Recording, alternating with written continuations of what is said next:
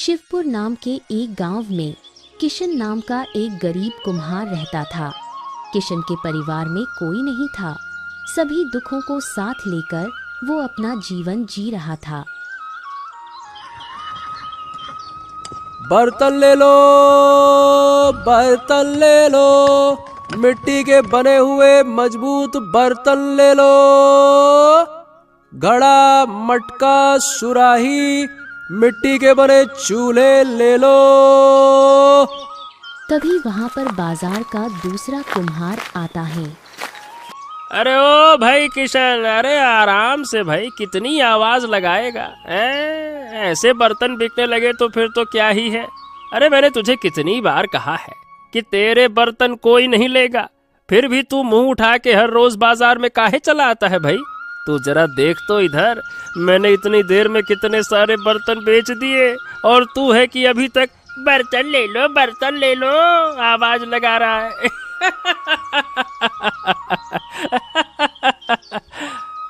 वो कुम्हार किशन का मजाक उड़ाता है और किशन काफी ज्यादा दुखी हो जाता है। सुबह से शाम हो जाती है पर किशन के एक भी बर्तन नहीं बिकते हैं और वो खाली हाथ ही घर आ जाता है।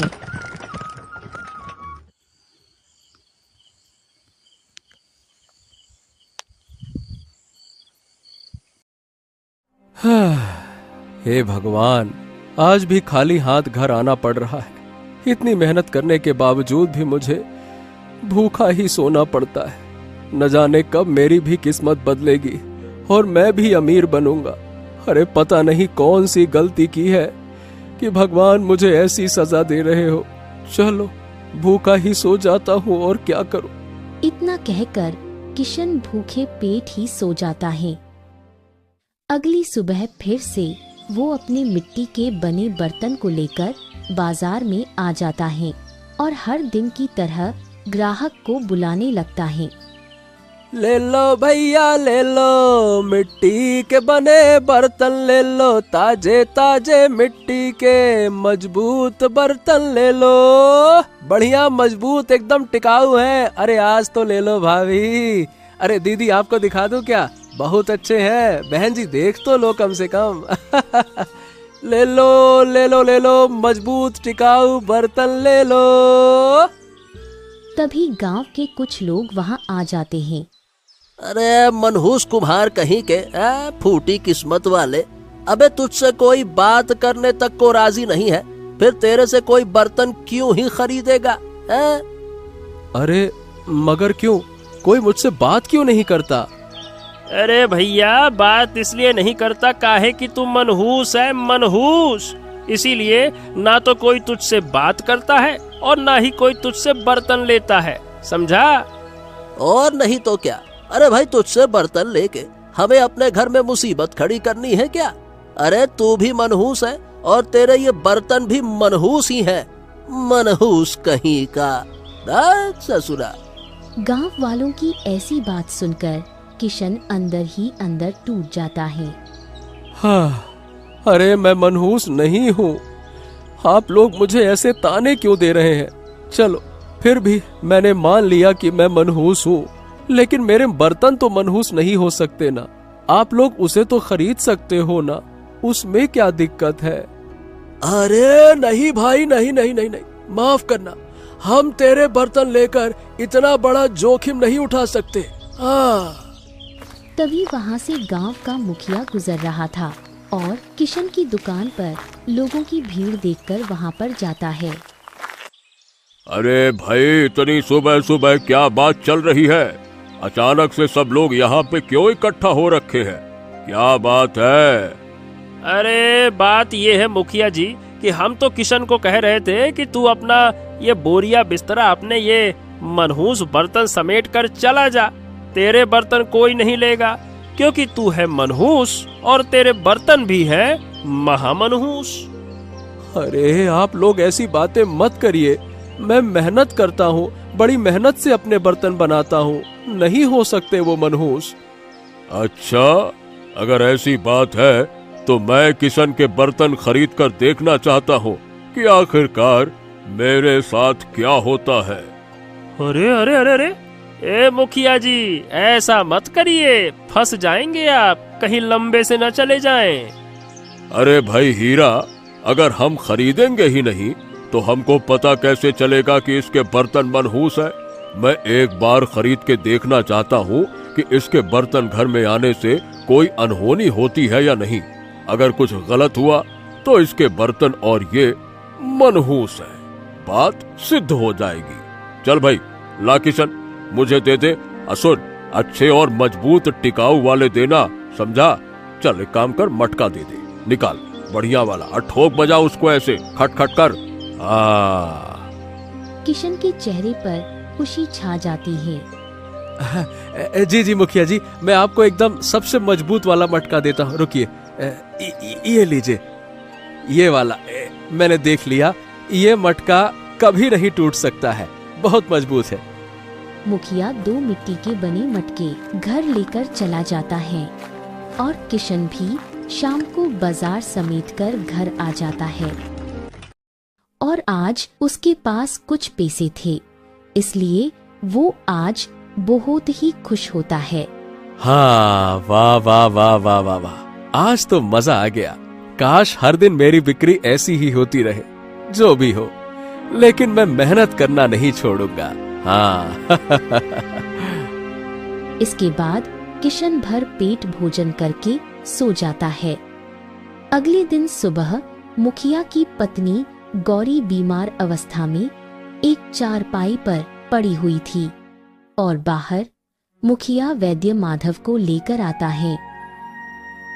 हाँ, वैद्य जी, अरे देखिए ना, मेरी पत्नी गौरी को क्या हो गया। वैद्य माधव गौरी की जांच करता है और फिर बोलता है, देखो मुखिया जी, आपकी पत्नी को बहुत ही खतरनाक बीमारी हुई है। इस बीमारी से निकलना बहुत मुश्किल है। ये बात सुनकर मुखिया और गौरी चौंक जाते हैं। क्या? अरे ये आप क्या कह रहे हैं वैद्य जी? अरे आपके पास कोई तो इलाज होगा ना। देखो, आप धन की चिंता मत करो, जितनी भी मुद्राएं चाहिए आप मुझे बताओ, मैं देने को तैयार हूँ। मुखिया जी, ये सब इलाज पैसों से नहीं होता है, इसका इलाज ढूंढना बहुत मुश्किल है। अब इसमें मैं तो कुछ नहीं कर सकता, माफ कीजिएगा। और अगर इसका इलाज मिला तो मैं आपकी जरूर सहायता करूंगा। हाँ। इतना कहकर वैद्य माधव जी वहाँ से चले जाते हैं। हे भगवान, ऐसी कौन सी बीमारी है ये जिसका कोई इलाज नहीं? पता नहीं ये सब अचानक कैसे हुआ। रात तक तो मेरी तबीयत बिल्कुल ही सही थी। मुखिया का चेहरा क्रोध से लाल हो जाता है। ये देख गौरी बोलती है, अरे आपको क्या हुआ? इतना गुस्सा क्यों कर रहे हो?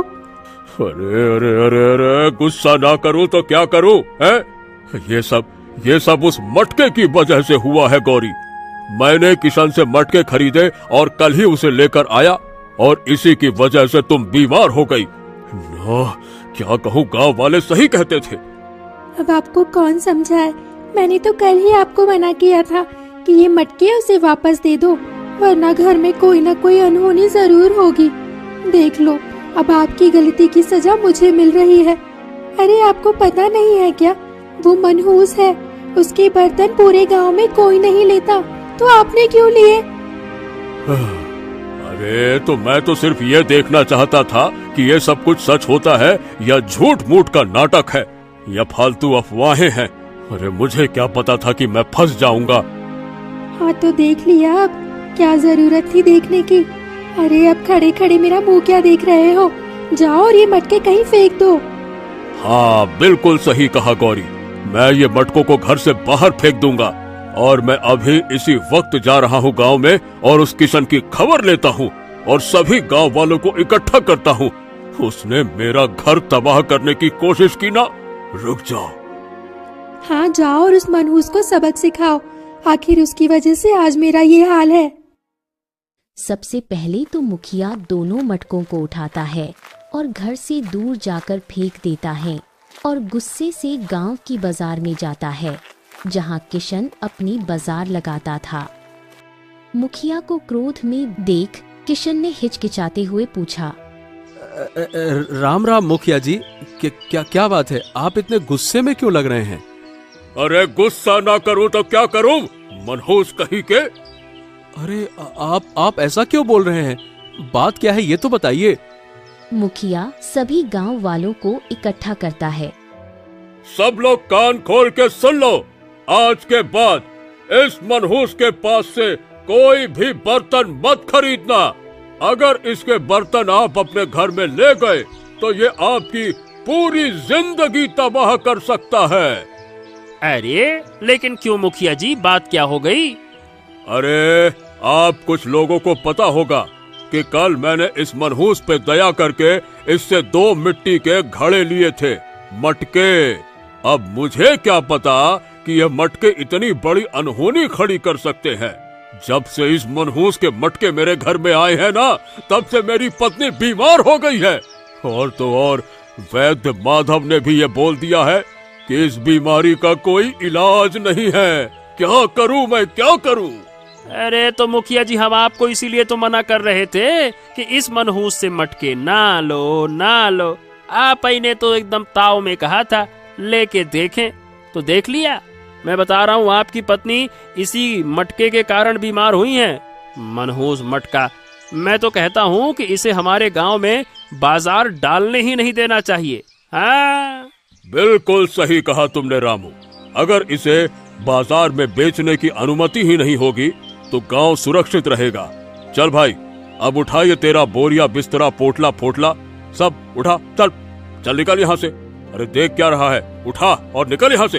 अरे आप सब लोग ये मुझ पर कैसे कैसे इल्जाम लगा रहे हो? मुखिया जी की पत्नी मेरे मटकों से कैसे बीमार हो सकती हैं?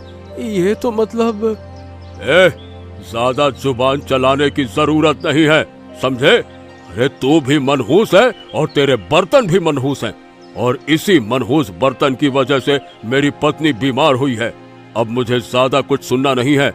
जल्दी से यहाँ से अपना बोरिया बिस्तरा उठा और निकल यहाँ से। इतना कहकर मुखिया और सभी गांव वाले अपने अपने घर चले जाते हैं। किशन आंख में आंसू लिए अपने आप से बोलता है। अरे अब बस यही देखना बाकी था भगवान। मुश्किल से मेरे कल का गुजारा हुआ, लेकिन वो भी असफल ही रहा। जो भी हो, लेकिन मैं यहाँ से अपना बाजार नहीं हटा सकता, क्योंकि अगर ऐसा किया तो मैं तो भूखा मर जाऊंगा। नहीं नहीं नहीं नहीं, यहाँ बाजार रखूंगा ही रखूंगा। हाँ। इतना कहकर किशन वापस से मेहनत करने में लग जाता है।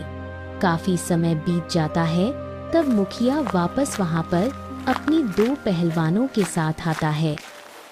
अरे मनहूस कहीं के, अभी तक तूने यहाँ से सामान नहीं उठवाया है? लात खा के मानेगा क्या रे? क्यों? देखिए मुखिया जी, अगर मैं यहाँ से अपना सामान, अपना बाजार हटा लूंगा तो सोचिए ना मेरा क्या होगा। मैं गुजारा कैसे करूंगा? अच्छा, तो इसका मतलब ये हुआ कि तू यहाँ से बाजार नहीं हटाएगा।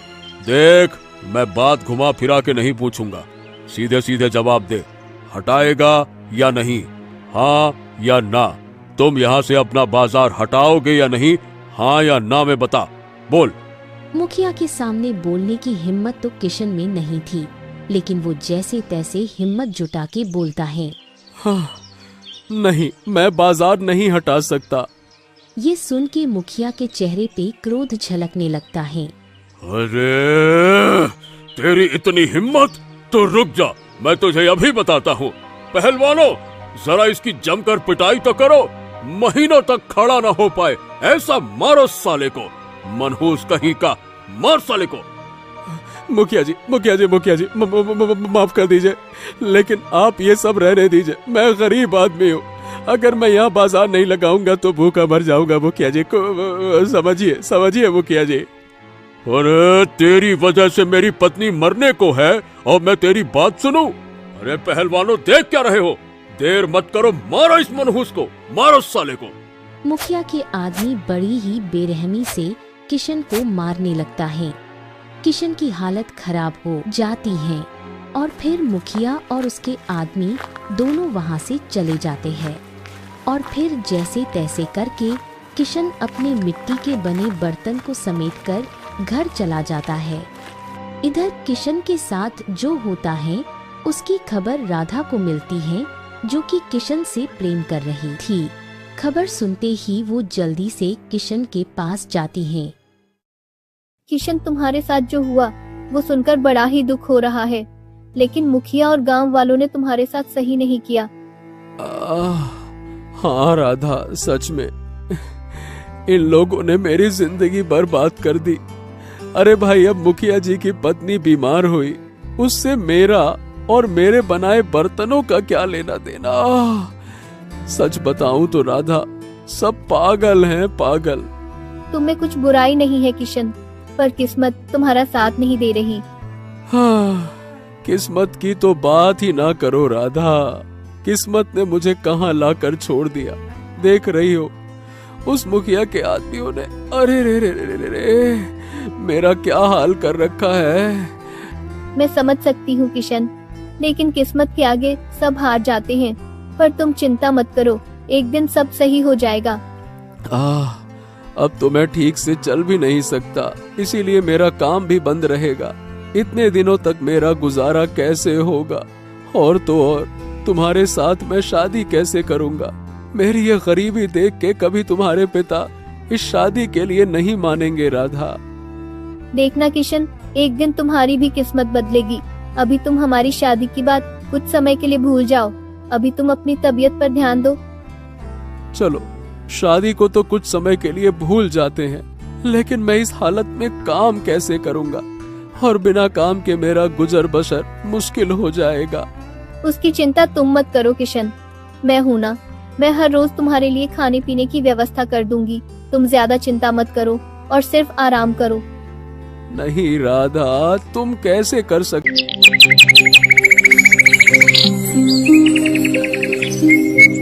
एक समय की बात है, बिहार के एक छोटे से गांव रामपुर में भोलू नाम का आदमी रहता था। भोलू देखने में बहुत सीधा साधा लगता था, लेकिन उसके दिल में चालाकी भरी थी। वह काम धंधा नहीं करता था, बस दूसरों को बेवकूफ बनाकर पैसे कमाने के तरीके सोचता रहता था। गांव के लोग उसे बड़ा ईमानदार समझते थे, क्योंकि वह हर बात बड़ी मीठी जबान में कहता था। अरे भैया, मैं तो आपका छोटा भाई हूँ, मैं किसी का बुरा कैसे सोच सकता हूँ। लोग उस पर भरोसा कर लेते थे। एक दिन गांव में एक बूढ़ा किसान आया, जो अपनी जमीन बेचकर अपने बेटे के पास शहर जाने वाला था। उसके पास पूरे 50,000 रुपये थे। भोलू को खबर मिली कि किसान के पास पैसे हैं। वह तुरंत उसकी मदद करने के बहाने पहुंचा। बाबा, इतनी रकम लेकर अकेले घूमना खतरनाक है। मैं आपके पैसे मंदिर में रखवा दूं, वहां भगवान की चौकी है, कोई हाथ नहीं लगा सकता। बूढ़ा किसान सोच में पड़ा, फिर बोला, तू तो गांव का आदमी है, तुझ पर भरोसा है। भोलू ने पैसे ले लिए और अगले ही दिन गांव से गायब हो गया। जब किसान को धोखे का एहसास हुआ, उसने सरपंच के पास शिकायत की। पूरे गांव में चर्चा फैल गई। भोलू ने चोरी की, ठग है वो। लेकिन कुछ लोग बोले, नहीं नहीं, भोलू तो अच्छा आदमी है, शायद किसी काम से बाहर गया हो। दिन बीतते गए, पर भोलू वापस नहीं लौटा। 6 महीने बाद भोलू एक दिन अचानक गांव लौटा। हाथ में सोने की चेन, शरीर पर नए कपड़े और जुबान में फिर वही मिठास। अरे भाई लोग, मैं तो शहर गया था मंदिर के लिए दान इकट्ठा करने। लोगों ने सवाल किए, लेकिन उसने इतनी मीठी बातें की कि सब फिर से उस पर भरोसा करने लगे। किसान को उसने कहा, बाबा, मैं आपके पैसे शहर के मंदिर में दान दे आया हूँ। भगवान ने आपको आशीर्वाद भेजा है। और फिर एक पूजा की थाली में नारियल और प्रसाद देकर चला गया। अब भोलू ने गांव में सपनों का धन 2 गुना योजना शुरू की। वह कहता, जो भी मुझे 1,000 रुपये देगा, उसे 1 महीने बाद मैं 2,000 दूंगा। भगवान के नाम पर मैं झूठ नहीं बोलता।